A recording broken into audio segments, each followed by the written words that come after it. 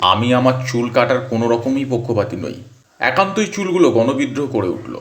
আজ কয়েকদিন ধরে যে যার মতো হয় কানের ভিতরে চোখের মধ্যে এসে ঢুকছে। বাধ্য হয়ে দেখে কাটতে গেলাম। একবার চুল কাটতে 60 টাকা। দোকানদারের সাথে একটা সিমলা চুক্তি স্বাক্ষর করে নিতে চাইলাম। ভাই, তুমি আমার চুলটা কেটে দাও, আমি তোমারটা কেটে দেবো, শোধবোধ, কোনো টাকা দিতে পারবো না।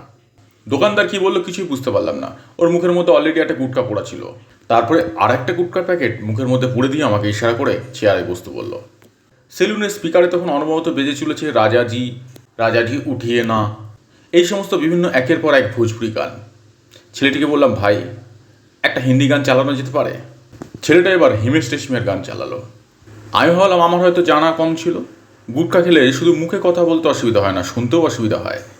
ছেলেটাকে বললাম, ভাই, হিমেশ না, হিন্দি বললাম। সে বহু কষ্টে মুখ ওপর দিকে করে বলল, শুনিও না, আচ্ছা লাগবে। তার সেলুন, তার কাঁচি, তার স্পিকার, সুতরাং আমি শুনতে থাকলাম। ও